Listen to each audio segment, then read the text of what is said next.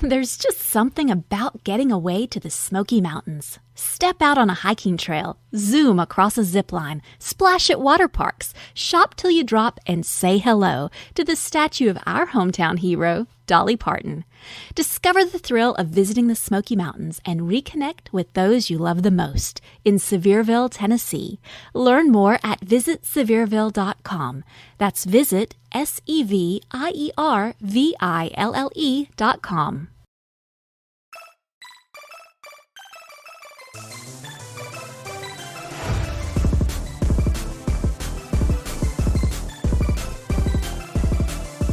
Hey guys, this is Gail Kim from Impact Wrestling, and you are listening to the 8-Bit Suplex Podcast.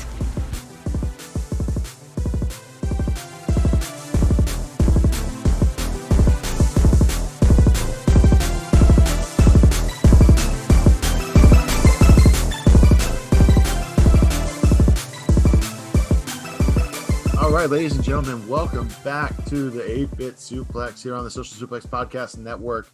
We are here for part 2 of our top 25 Nintendo 64 games of all time, celebrating, of course, the big milestone of 25 years since the release of the Nintendo 64. Joining me once again is, of course, Mr. Layne Farmen. Layne, how are you doing, buddy?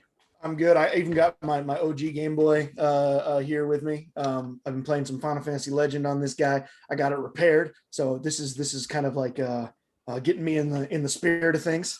So, nice. Yeah. I remember the last time I saw my old Game Boy, I had just picked it up off of the street after my mother drove away with it on the bumper of the minivan. Oh. It rolled around, but you know what? It still powered on. It still worked. The sound came and went a little bit, but the system continued to work. Yeah, these things are durable, man. They're pretty indestructible. I mean, yeah. But in any event, we got our top 10 to get to. But first, I'll run through a quick recap here. Of course, we had our honorable mentions of Pokemon Snap, Ogre Battle 64, Mario Party, and Mega Man 64. Number 25, we have Blast Corps. Number 24, Paper Mario. 23 is Pokemon Stadium. 22 is Kirby 64. 21, Shadows of the Empire. Number 20, 1080 Snowboarding. Number 19, Conker's Bad Fur Day. Number 18, Mario Kart 64. Number 17, Rayman 2. Number 16, Snowboard Kids 2. Number 15, Tony Hawk's Pro Skater 2. I realize there's a lot of 2s here. Number 14, WWF No Mercy. Number 13, another 2, Turok 2, Seeds of Evil. Number 12, Star Wars Rogue Squadron. Number 11, Banjo-Kazooie. And Layne, I'm going to throw it over to you for number 10, which is F-Zero X. Yeah. All right. So this is like, oh man, this is a favorite of mine. I just remember being totally absorbed into this game. I mean, this is one of the first racing games, maybe ever, definitely the first one I played, where there's like, I think 20 or 18 racers at once. And it's so cool, so much fun. It's got this like hair metal, speed metal soundtrack. I remember I loved F-Zero on the SNES and the style of game that was. I don't remember what they call it. There's like some sort of, do you know what the system is where the animation is the track moving towards you? It's like mode 7. That's what it's called.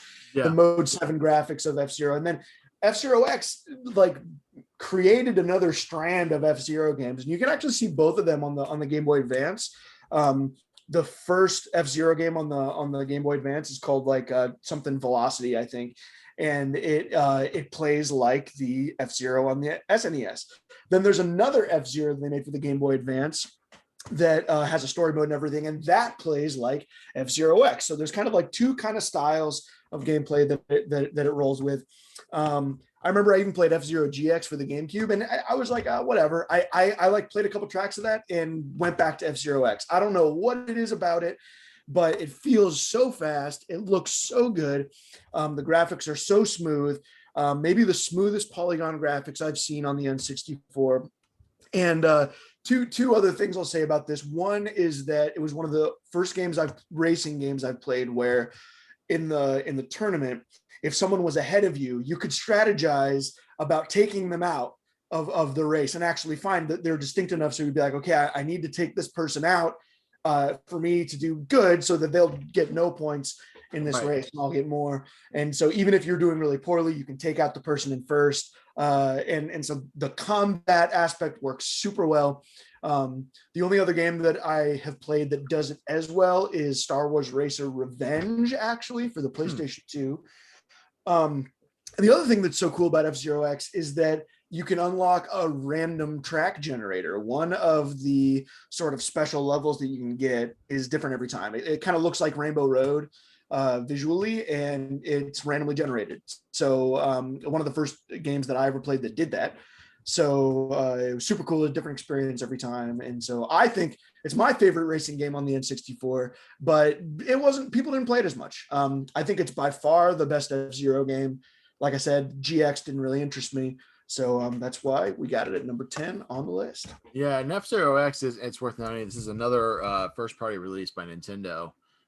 It has some staple characters and a character that we'll talk about later on in this top 10 here. It's funny because so like my first experience with like really fast racing games, I didn't play F-Zero on the Super Nintendo.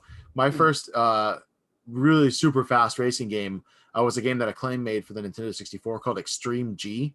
Which was a motorcycle racing game that was just crazy fast. And I think that Acclaim benefited from being out before F-Zero X did. And that may be why the amount of players for F-Zero X didn't match the amount of players that, like, I think Extreme G probably sold more copies initially, just because Acclaim got their fast racing game out first. That makes sense. But that doesn't say that's better. Extreme G is not a better game. Okay, I never played that. No, it's not. It's not on our top 25, and there's a reason for that. It's very slippy, but it's that super fast, like adrenaline pumping kind of racing game. And there's a battle mode that was pretty cool. So, if you can find, you'll probably find Extreme G easier and cheaper than finding an F-Zero X copy. Let me take a look. F-Zero X, we got that for $32, just the cart. That's not too bad. Yeah. Extreme G. Yeah, I'm taking a look. Let's see. Extreme G, we got. Okay. Oh man, this is buried. We may have to get back to that one. So I'm finding on Google Extreme G and Extreme G2 as a bundle for $15. Oh, there we go. Yeah, $8 for Extreme G. Yeah, so it's a little cheaper. Yeah, probably a little bit more available. But yeah, definitely check out F-Zero X when you get the chance. Now this is our highest rated racing game, coming in at number 9. This is one that we alluded to last episode when talking about Conker's Bad Fur Day. But this is Diddy Kong Racing. Diddy Kong Racing, of course, is a racing game that was developed by Rare. It stands out not just because it has a huge cast of characters as far as racers go, but it also has a story mode.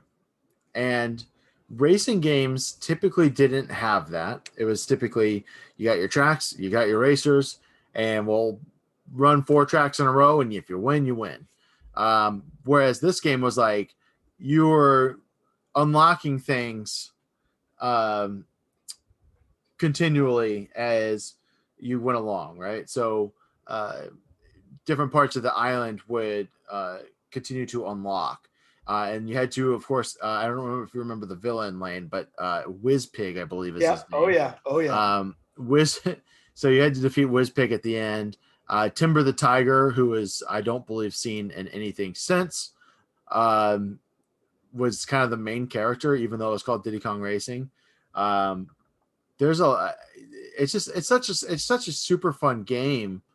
I wish that Rare had made more of it.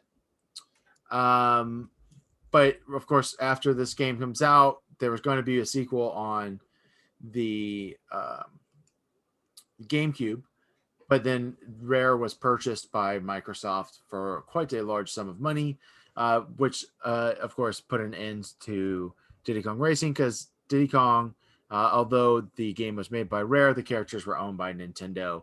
At least the Diddy Kong character was. So at least that gave us Grabbed by the Ghoulies, though. Thank goodness for that. Sure. But yeah, so I never. but yeah, I mean, you have 8 different characters in the game to play as. Like I mentioned, Diddy Kong, Conker, Banjo, of course, is a playable character in this game. Timber the Tiger, who functions as kind of your main protagonist. You have Tip Tup the Turtle, Pipsy the Mouse, Bumper the Badger, who was my favorite player to play as. I don't know why. Crunch the Alligator as well. And then you can unlock Drumstick the Chicken and TT, which is a stopwatch. Oh, that's right. Yes. Right. So really cool game. Definitely. It was what was crazy was that it sold 4.5 million copies. And it sold 800,000 copies from the time that it was released to Christmas, which was at the time the Guinness World Record for fastest selling game of all time. And that is Diddy Kong Racing. Two things I'm going to say about this that give it the edge over Mario Kart 64. One is that there's 3 vehicles that each feel different and have different kind of tracks. The planes, what are those? The hovers, the hovercraft, yep. And the cars, right? And then also the items are cooler and more fun to use, I think. And so, but both, yeah, this is the game that made me want an N64 when I played this in a friend's house. You race bosses. There's boss fights, which is another thing. You race like dinosaurs, and there's a race with a I don't know what kind of dinosaur that is. Triceratops, I think. Yes. Where you have to race them around this mountain. Super cool moment. I believe that the Triceratops' name is Trixie. Oh, that's right. Yeah.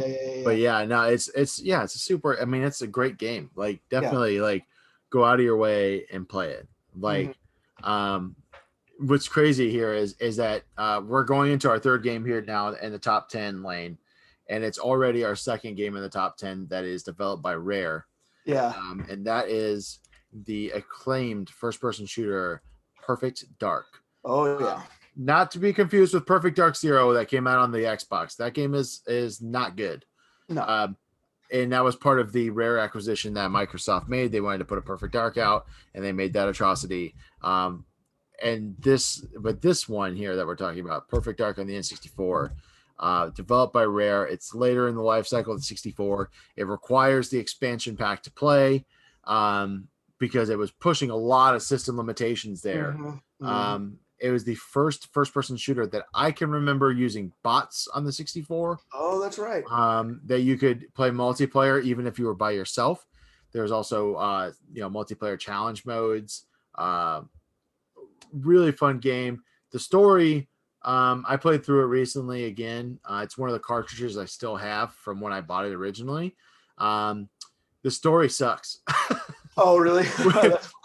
Which is probably why it sits here at number 8 in my mind versus a game that we'll get into later on. But yeah, I mean, it's a really innovative game. Lots of really good weapons. You have a protagonist that's a female, which is not something that we see a lot in gaming still to this day, although it's gotten a little bit better in that regard.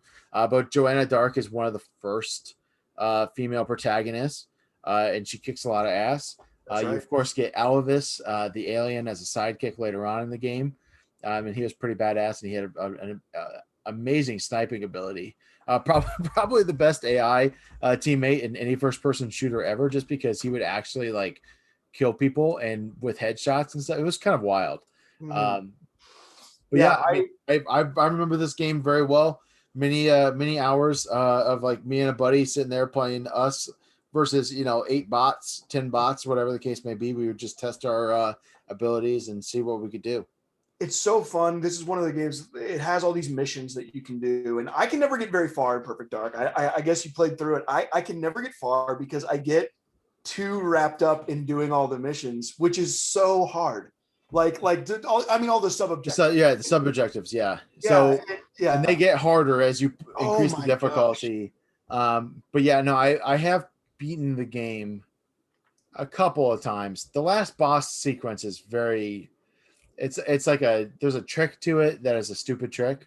I won't ruin it in case anyone hasn't played the last boss and wants to. But it's nonsense. But the game up to that point is incredible. Oh yeah, and I just can't. I only get to level 2 or 3 because I want to do all those sub objectives, and it's so hard to do. And so I'm still working through it.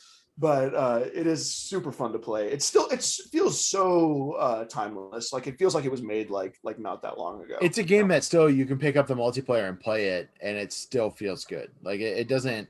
It hasn't aged poorly. It hasn't suffered from time. It hasn't, it doesn't have issues that a lot of games on the 64 have in that regard.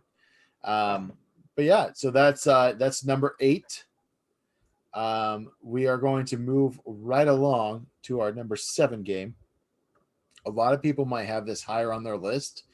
You and I had it slotted similarly, and we found it pretty easy to put this one in at number 7. And that is Star Fox 64, which of course introduces us to the Rumble Pack. I didn't know that. It actually came with the game when you bought the game brand new. That's right, because the box is bigger, because I have the box. Yes, it is a huge, huge box. Yeah. It's known as the Lilat Wars in PAL regions. Nice. So, of course, in the U.S., everything had the 64 naming convention. But yeah, so we have Star Fox 64, the sequel to, in America at least, the sequel to the original Star Fox on the Super Nintendo. Japan and then later the US have a Star Fox 2 that comes out on the Super Nintendo as well. But from a timeline perspective, we didn't get that game in the US. So our second Star Fox game is Star Fox 64. It introduces things like the tank.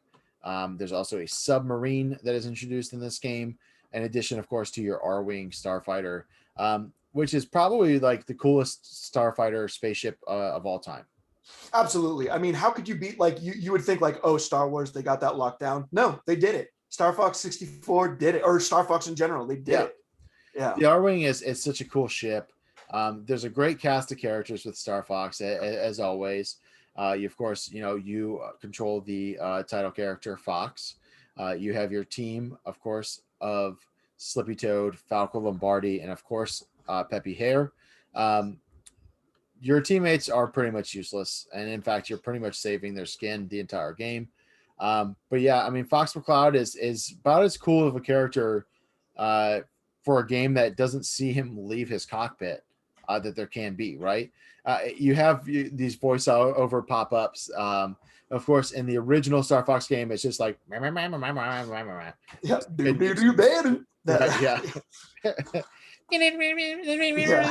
So, but they of course had limitations for the sound, as we mentioned. The sound chip on the Super Nintendo didn't have a whole lot of space on it, but we actually do get spoken word in the Star Fox 64. There's Fox's dad is in this at the end, but yeah, it's really crazy the depth of this game that it didn't exist in the first one. The original game is just on rails in your spaceship. You go from point A to point B, you shoot everything in between. This game introduces some levels that are on rails, but then also there are those big mothership levels that are basically an arena where you can go and you have the U-turn ability that they've added onto this. And it seems so stupid now that doing a U-turn in a spaceship. But you couldn't do that in games before this. So it was such a weird mechanic to point to and be like, oh, you can turn around, but it was super awesome. Like I said, the tank before was called the Landmaster. Oh, that's right. And then submarine's just called the Blue Marine. Very not creative there. But it is Star Fox 64 also picks up on the gameplay aspect of Star Fox, of the kind of choose your own adventure. I love that. Have different paths that you can take to finish the game, and one could say that you haven't actually beaten it unless you've played every single level possible. I certainly subscribe to that when it comes to Star Fox. Me too. So I know you're similar in a completionist fashion. For me, and to this day, I consider myself a completionist in that I have to beat every level to something. But I'm not a trophy hunter. I don't care about that. No, I'm with you on that. I'm a trophy hunter with games I really like. So like I got a plat on the 7 remake, for instance. But no, I'm totally with you on who has the time, right? Like, and some of these games, like me and my brother play Sea of Thieves. If you were going to be a trophy hunter for Sea of Thieves, you would have to literally devote your entire life to that. Yeah, so, and I don't have that in me. I just don't. No. But yeah, but that to say, yeah, I don't know if you got anything to add here for Star Fox. Just a little bit. I think so. A lot of games, I usually make the claim. A lot of Nintendo games have their best version of the game is on the Super Nintendo rather. So there's a lot of franchises where I think it tops out, right? Like Metroid tops out on Super Nintendo. I think Mario, arguably, I think Super Mario World is probably my favorite Mario game, right? So a lot of them top out on Super Nintendo. Star Fox and I would say F-Zero is unquestionably definitely unquestionably the best game in the franchise on N64. I don't think it gets close to that after this. No, and it's because they try to do a bunch of different things. Yeah. Right. And in the same way that like they try to do different things with Mario, but they still release core Mario games. For whatever reason, we get these different Star Fox Adventure, right. Star Fox, I think it's called Armada. Assault. That's what it is. Yeah. That just don't work. I mean, Adventure's fine, but that's not what you play Star Fox for. No, and you were mentioning in the cockpit, the whole thing for Assault is, he's out of the cockpit now. But it's not the same kind of thing. I was like one of the only people who liked the Star Fox Zero on the Wii U, and I got all the medals in it and everything. I'm not going to try to make the case that that's as good as Star Fox 64, though. That might end the podcast early. If yeah, I think so. But yeah, it's a really excellent game. And moving from this point on, right? So these top 6, these games, I mean, the margins of difference as far as like ranking them, it gets very slim. Yeah, and there's nitpicky things that go into the rest of this list, really and truthfully. And so for the listener to understand, these 6-1, you can take these top 6 and re-rank them however you want. I don't think it's arguable that these top 6 aren't the top 6. Just where you would place them. You and I had different looking top 6s. But all of these games were pretty much the same as far as top 6 game. And the only one that you had out of your top 6 that I had in my top 6 is our number 6 game, and that's Super Smash Brothers. And really simply, there's been plenty said about Smash Brothers, so I don't know that we need to take a huge amount of time on it. But our reasoning for keeping this lower is that it's the almost worst version of what we have, and so it kind of suffers from what we know it can be. Yeah, I think it's the worst Smash game, but it's kind of like it's hard to rank because it's like it created this thing that's this huge franchise now. I personally am better at the N64 Smash than the other ones. I can actually beat people on the 64 version. I don't stand a chance against them on the newer one. So. Yeah, I mean, Super Smash Brothers on the 64 too is also the simplest in terms of what the characters can do, the moves, the saves and different things like that. We have Captain Falcon as a prominent character in that game as an unlockable character. And you have Ness shows up in that game, which is something that we don't see Ness hardly ever in Nintendo post Super Nintendo. I don't think I don't even know if they released an Earthbound game since the Super Nintendo. Yeah, I don't think so. Maybe I know it was on the classic system. Yeah, right. So of course, which is a different name in Japan.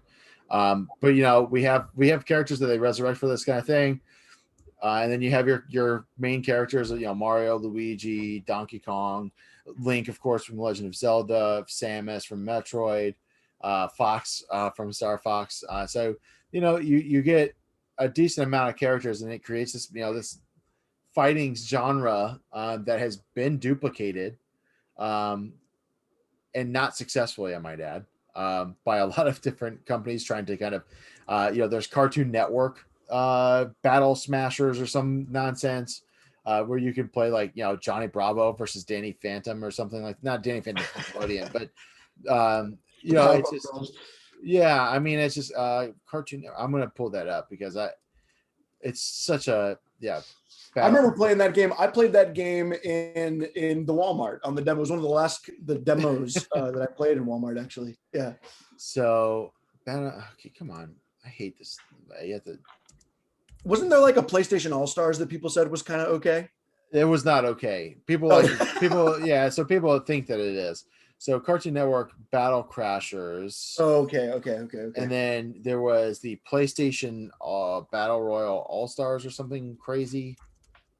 That has like Sackboy and Nathan Drake and so stuff. It's PlayStation All-Stars Battle Royale is the name of the game, and it has possibly the stupidest matchups of characters because you have a Big Daddy from BioShock, you have Kratos from God of War, you have Sweet Tooth from Twisted Metal, Sly Cooper, Parappa the Rappa, the enemy from Killzone, and then Nathan Drake. So you have isn't can't you get Medieval? Can't you get the guy from Medieval too? I don't remember his name. Oh, Daniel Fortescue. Or is that just my fan fiction? I don't. Yeah, I think that's your fan fiction version. You can't do that. But then to say, I mean, the game, Smash Brothers is definitely a game that inspires a lot of different stuff that's come out. It's fine. It's a good game. It's really good. And before we get out of this game, I will say the Cartoon Network characters in that Battle Crashers has Finn and Jake from Adventure Time. Oh, gotcha. Mordecai and Rigby, Uncle Grandpa, Steven Universe, and it's just I don't know, like it's just why. One game, the only one that I can think of that's good is Power Stone on Dreamcast, which is a great game. Power Stone and Power Stone 2 are arena battle games that I think are worth checking out. Yeah, but they're also on the Dreamcast, so they didn't have quite the the popularity that they should have. Exactly. And we may have to do a love letter to the Dreamcast episode at some point here, because I would love that. I'm actually working on getting a full library. That's my next goal. So we're because it's not hard. There's nothing on the Dreamcast that's super expensive. Not a single game that's like right. One of these holy grails. So it's actually a pretty achievable full library. So I'm working on it. That might be something I have to work on too, and then we can hammer that out. But there you go. We got a top 5 here, Layne, to kind of get through. And why don't you kick us off here on number 5? Okay. James Bond is like one of my favorite things. I think the first movie I'm going to see post-pandemic is No Time to Die. In November. I'm going to hold off until then because I want it to be as amazing an experience as possible. But GoldenEye, still the best James Bond game ever made. Probably one of the best multiplayer games ever made. Did you come over that one time when we played this and watched GoldenEye in the same night? Yeah, that sounds like something we did, certainly. Yeah. Super fun. Lots of people have memories of the multiplayer mode being awesome, but then the main game, people don't talk about it as much. The missions and the story mode is awesome and super fun too. I actually I love the story mode. I actually enjoy the story mode more than the multiplayer. Nice. Just because the multiplayer a lot of times it's just the quickest draw game because it is the 64. It does have the auto aim. Yeah. If you turn auto aim off, it makes it a little bit more challenging, but also can make it a little bit stupider. Yeah, right. And then there's slappers and all that shit too. Yep. But yeah, no, I like you said, I love the story mode on GoldenEye. Super fun. It feels like a James Bond game. I mean, I played some modern James Bond games that are what's happened to James Bond lately is that it just becomes a cover shooter where you're just mowing people down and you're like, what movie does this happen? I mean, it kind of happens, but it's indistinguishable from other shooters. And this feels like James Bond, right? This you got the missions and the gadgets and the exploration. Well, and the best part of it too about the story missions is that it is closely aligned with the movie that the license is from. Exactly. In that you are actually playing through the movie. Yeah. And I think a lot of games that borrow a license from a movie don't do that effectively. But this one Right. actually does. Yeah, it might be like one of the only good, like not only one of the handful of really good movie tie-in games, or really fantastic, really great movie tie-in. For the ones who get going when the going gets tough, and the ones who know we're tougher together. For the Pathfinders breaking new ground, Grainger offers supplies and solutions for every industry, as well as fast access to experts and 24/7 customer support. Because we know you have people depending on you, so you can always depend on us. Call, click Grainger.com, or just stop by. Grainger, for the ones who get it done. Yeah. Like you can play that game and know what happens in the movie exactly. Yep. You feel the betrayal of Trevelyan, spoiler alert, right in your face as you're playing that game. Right? Oh, yeah.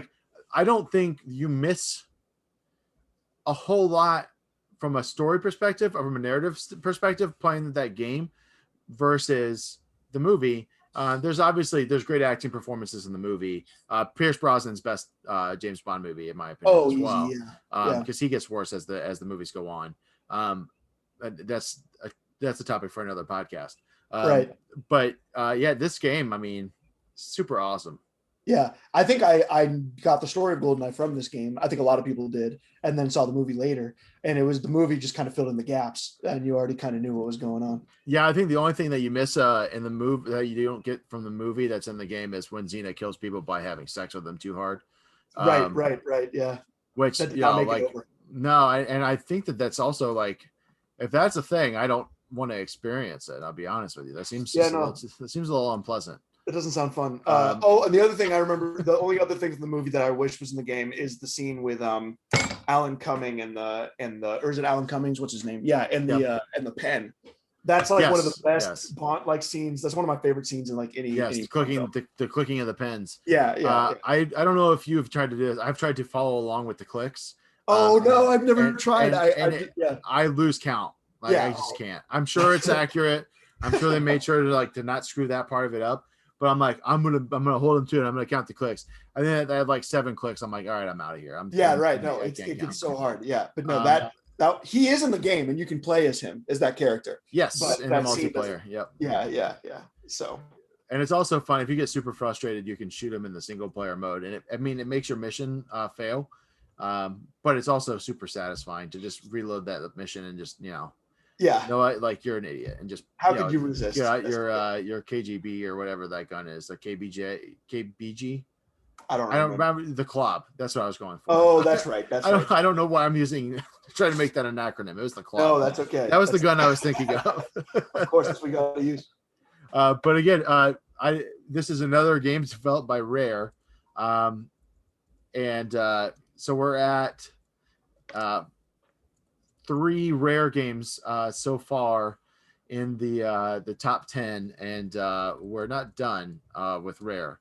I believe we'll come back to Rare certainly, and it is worth noting that after Star Fox 64, I believe Rare took over the next Star Fox game, so they have their hands there as well. Nice.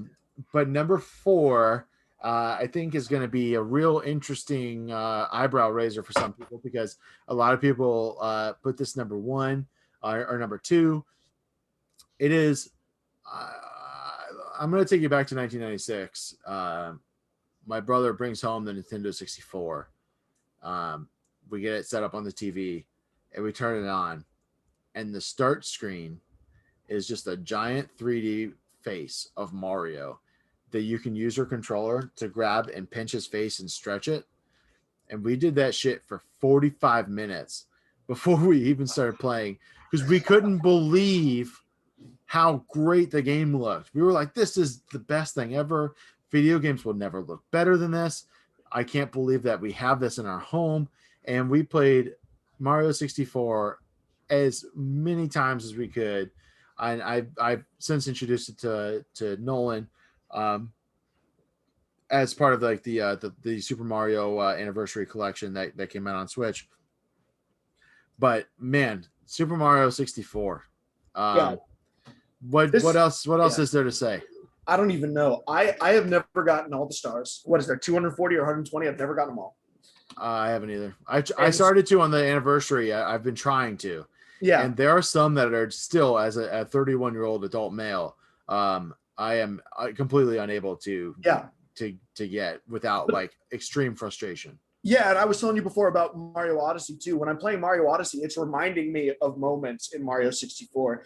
It's just such a cool thing where you got this big area as a platformer, and they have to design the platforming as you explore the area. It's a really interesting challenge. That's even something like Mario 3D World doesn't really do that because it's still linear. That's more of a adaptation of like the older Mario games, but in a 3D environment. Right. Well, what Super Mario 64 did that was so cool is it integrated that platforming into the world, you know, and then you just had to find. It was a lot more about exploration, and as I play Mario Odyssey, it's just making me realize how good that game really was. It makes me want to go back and actually try to get all the stars, because the secrets are really cool, how they're hidden in each of the areas, and there's nothing that really feels unfair, like some games that have those kind of exploration aspects. I think they fixed it in Mario Odyssey because the ones that are harder, you can just pay Toad to tell you where it is. Right. In Mario 64, there's not really that many that are in that kind of ballpark. So anyway, great game that I'm just reminded of how good it is with every new Mario game that I play. Yeah, it's definitely one that, you know, once we break out of the 2D world, and really get into that 3D, we see the influence that Mario has, not just on future Mario games, but Mario 64 changed 3D development for video games altogether. Right. The next franchise that we'll talk about borrows a lot of that from Mario 64. But before we move on to that, I mean, Super Mario 64 took the idea of a camera being around your character, and they actually, I don't know if you remember this, there's a Locuto that follows you around with a camera, and that's how they explain that you can see Mario. They have to make a story. They have to. They decide they didn't have to do that. They just it's like, oh, this is why, right? I wish for the anniversary edition they cleaned up the controls a little bit, made them a little bit more precise. But they literally, it's a true port.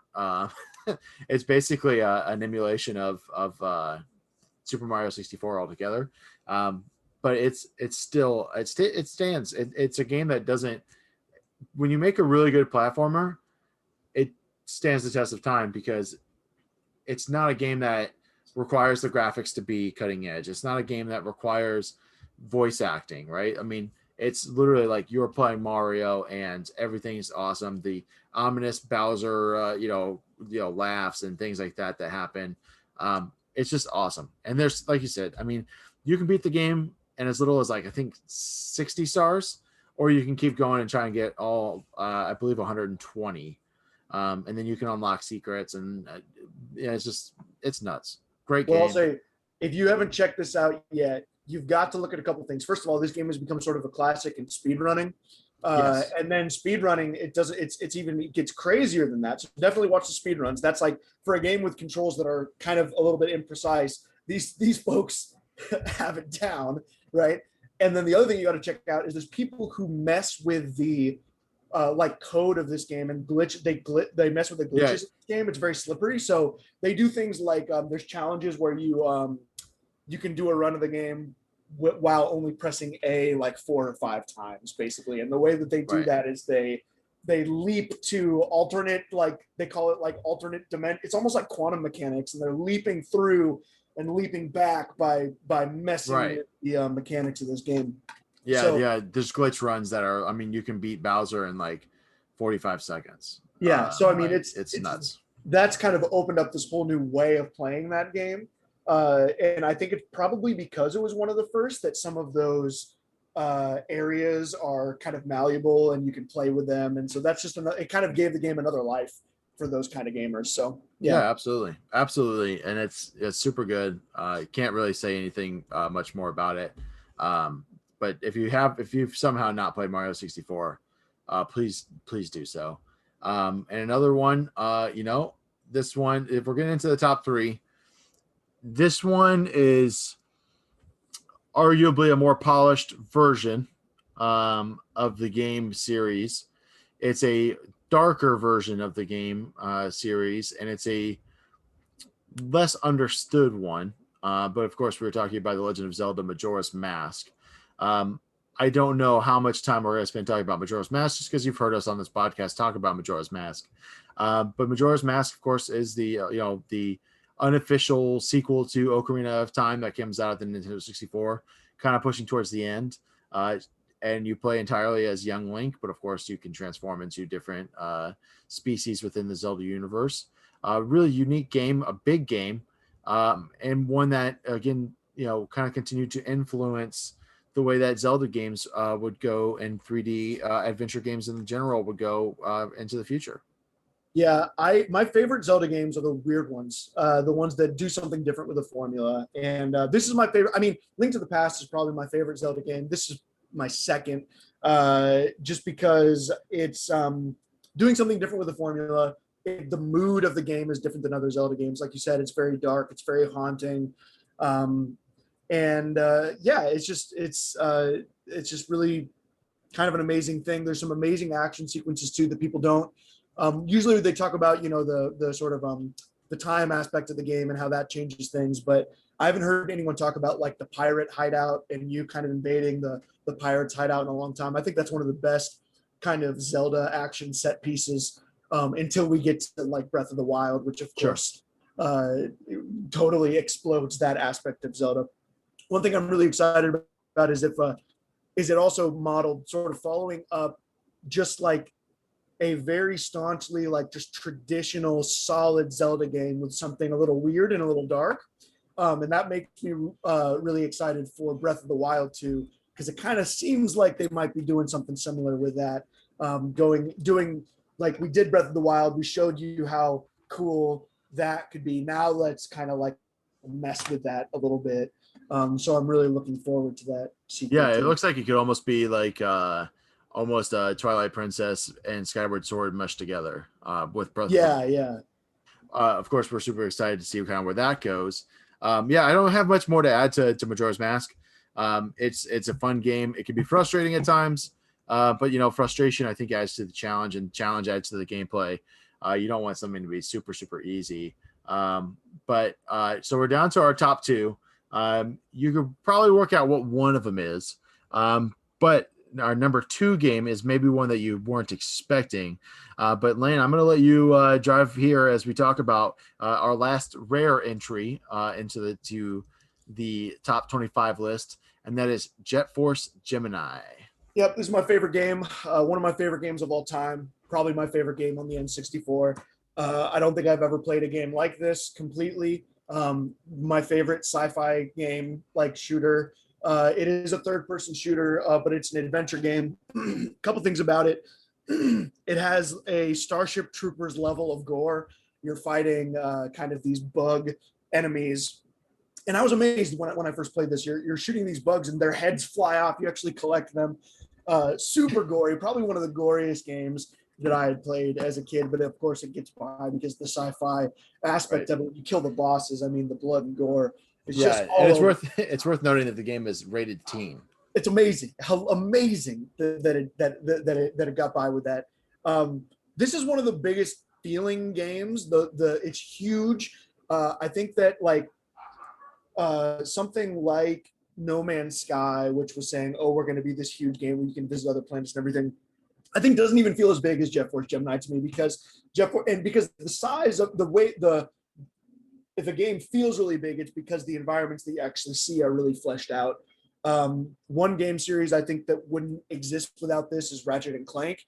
Ratchet and Clank really follows the formula in a lot of ways. But again, I think this game feels a little bit bigger because on top of this third-person action that the game has, it also has an adventure aspect where the game slowly opens up kind of like a Zelda game, where you get something that then allows you to do something else in this area. So you go back to that area, and there's a lot of secrets, a lot of areas that you can only find, because it's slowly opening up like that. You can play as multiple characters. I mean, this is just one of those games that astonished me. I had heard about it. I think I played it when I was in high school. I knew that it was a good game. It was a rare game. Not a whole lot of people talked about it. I played it and it totally blew me away. So not only is this probably my favorite N64 game, this is one of my favorite games of all time, Jet Force Gemini. And it is, if you buy the cartridge only, I'm just on Google Shopping. You can find it for like $30. So if you have a 64 and you haven't played Jet Force Gemini, definitely worth picking up, especially for that cost. There is one that's brand new, sealed in box, and that's $700. I don't know that you want to do that, because you can buy a case with no game for $10, and then you can buy the game for $15, and you've saved yourself a fuckload of money. So I can't pay. So if listen, you probably shrink wrap it yourself for cheaper than $700. Is what I'm getting at. The only other thing I'll add, one thing people don't like about this game is that is the mechanic of the rescue mechanic. You rescue these the tribals, which are these kind of koala-looking, Ewok-looking creatures. The reason people don't like it is because the bugs will absolutely destroy the tribals if they get a chance, and there's permadeath with them. So if you are trying to be a completionist and you're going through this level and just on one side of the screen, and they die just like the bugs, their heads fly there. And so that's a very difficult aspect of the game. And for me, of course, when that would happen, I would reset the game because I had to. And the other thing, you can't get them to go through the game. So it's a little bit like Metroid, where you have to go back through the stages. Some people didn't really like that. To me, I had a blast revisiting the stages and finding all the little tribals, all the little bears, and rescuing them. So again, something that some people didn't like about the game, I thought was super fun. You just have to reset your console a lot when they get exploded. So difficulty. Yeah, that's something that happens, a lot in those games and in that era of, trying to play through and figure, things out. There's a lot of trial and error in other console games. But there is some, there's some replay availability with that too, that I think Absolutely. Really rings true. But that brings us, of course, to our number one Nintendo 64 game. It is maybe not the best, maybe not the most polished, but because of what it meant to the system and to video games as a whole, and as we continue to play games in 2021, what the video game industry has become because of it, it has to be, of course, The Legend of Zelda: Ocarina of Time. I remember putting this cartridge in for the first time, and just the opening, showing the expanse of the field and showing the horses running across the plains of Hyrule, and just being completely taken aback and blown away by like the depth of field that you watch, the light from the sun that's coming through. Like it was nothing that you had seen before. There was a day-night cycle that, reflected the game played differently if it was nighttime. There was different enemies. There was places that you could go. I mean, and technically you could kind of go anywhere you wanted at any time. You might not have the right item to get into the dungeon or to solve whatever the problem was in the next place. But then there's also like time travel, and it's just some wacky game mechanics that Nintendo sat down and really hammered out a really incredible game. I think what's amazing about this is that the blueprint in my mind for a top-down Zelda game is Link to the Past. And that's something that they arrived at after several Zelda games, right? The blueprint for a 3D Zelda game was the first one out of the gates. Yeah. This is still the one. And that's really incredible to me. It's also incredible putting myself in the position. I don't ever remember, I was too young, looking forward to this or whatever. But when this was announced, Ocarina of Time, what is that? Now the game is sort of in the canon of great games. I mean, most of you listening probably knew that it was going to be number one. Oh, Ocarina of Time, whatever. It's become like a staple. But before it came out, I just, it's hard to get in that headspace. Ooh, when it was announced, oh, what's an Ocarina? Ocarina of Time, what? It seems much more daring and bold when you think about the gaming environment that existed before. Yeah, I mean, they built a game around a concept of a magical musical instrument that most people in my orbit had never heard of. Yeah. Right? I mean, and then on top of that, to make it so that you can, become an adult version of Link, which we were used to seeing. We hadn't seen, I don't know that young Link canonically exists prior to Ocarina of Time. But you see young Link, you start off as young Link, you become adult Link, which is, the Link that we know from the other Zeldas, but it's a different story. It's a different aspect. You have different items, different weapons that you've not seen before. And like you said, even like down to like the way the menu system works, it's still the same menu up until Breath of the Wild, really, that you used all along. There's mapping to the C buttons. They use the controller effectively that way. And in that regard too, it almost feels like the Nintendo 64 controller is designed with Zelda in mind. Yeah. Yeah. Right. It doesn't feel like Zelda was designed around the controller. It feels like the controller was built for that. Yep. And just simple things like Z targeting and strafing and things like that you were able to do by holding the Z button. Like you didn't have that ability in a 3D game before that to be able to aim weapons and move.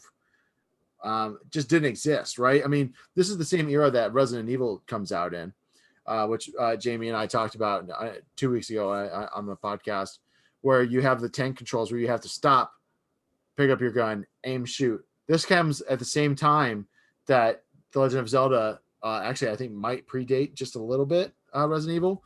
Legend of Zelda comes out and says, oh, we can run and shoot our arrows and throw our boomerang and sword fight and all of this because we've come up with a way to use the controller effectively. And that to me is just, I don't know. It feels, and obviously, this is a Miyamoto game, so he's obviously involved with the development of the system itself, and it also knows how he's going to make games to fit that system. So in that regard, Mario in the same, I think, feels very much like the controller is designed to play the Nintendo first party games in a way that the third party games aren't exactly, but they do a good job. We saw how well Rare did, right? Based on our list alone.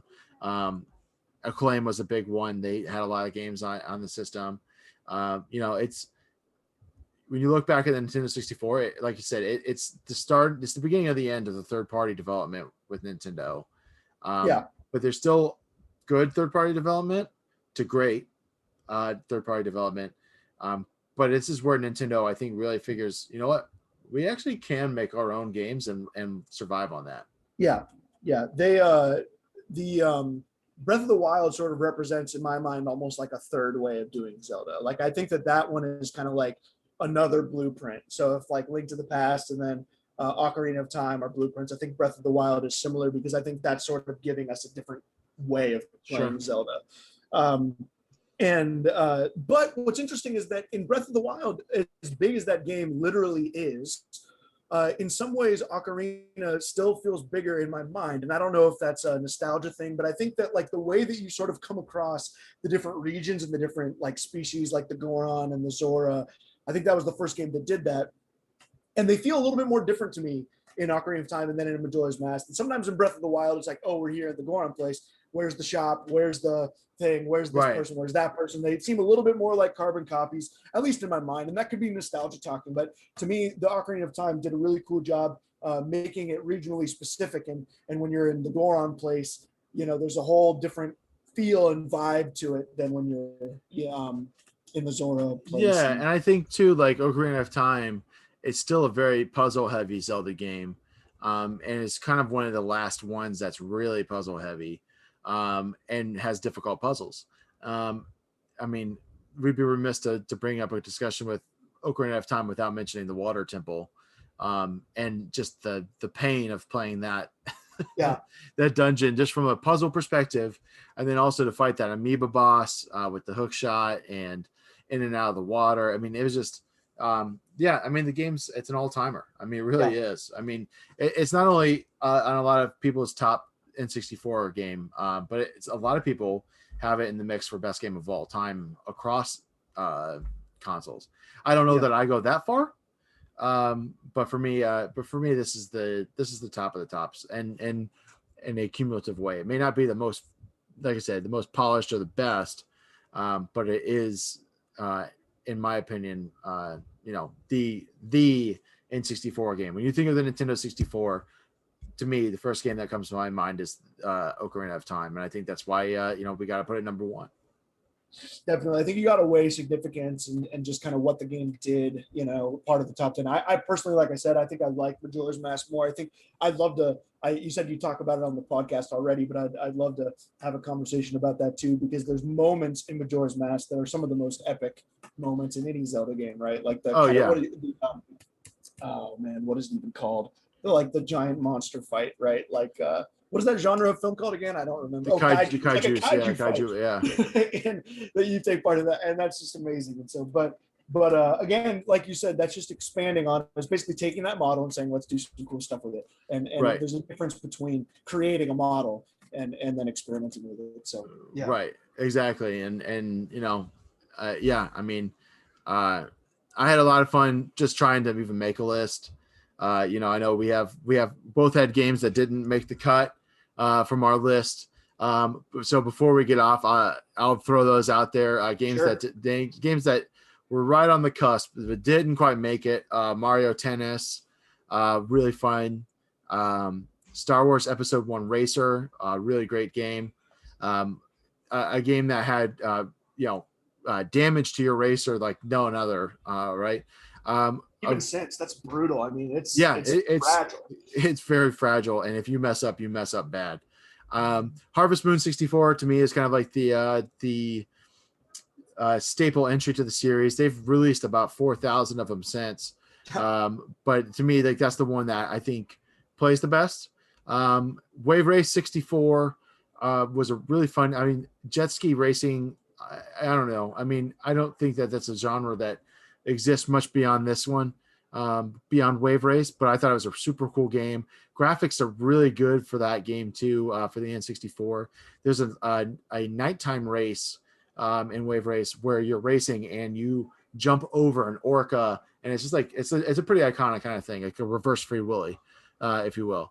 And then the last game I'll mention that didn't make the cut but was really close is a game that maybe me and nobody else has ever played, and that's Mystical Ninja starring Goemon, which I really absolutely adore. It's an adventure game, and I implore you to go check it out, although it is an expensive cartridge.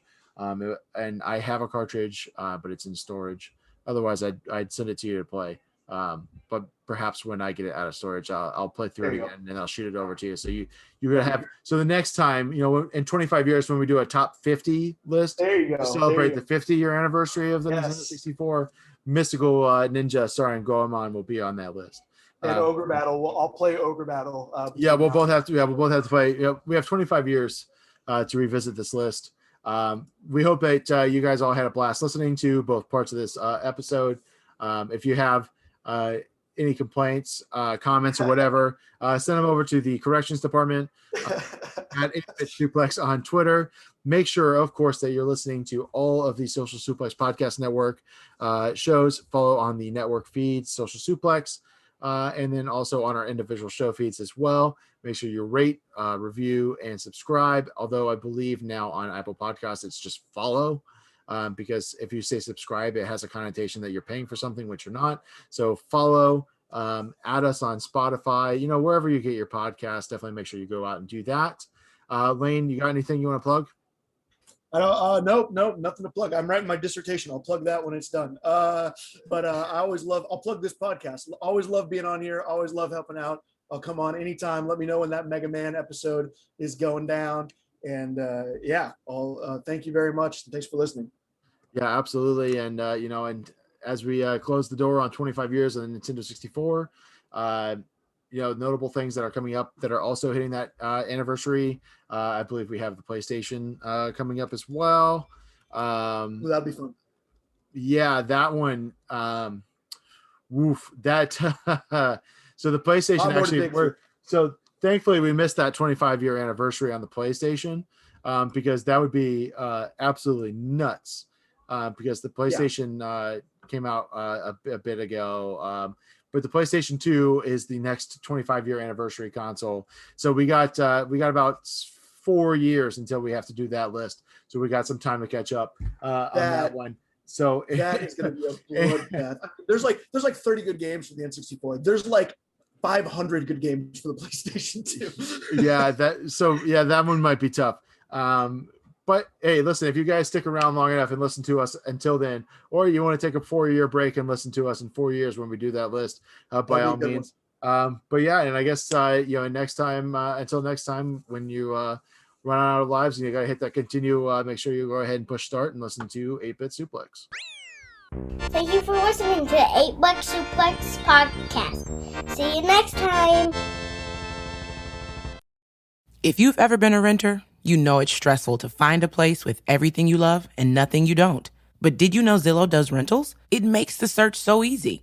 They have filters for pretty much everything, so you can find that place that's in your budget, but also isn't a shoebox.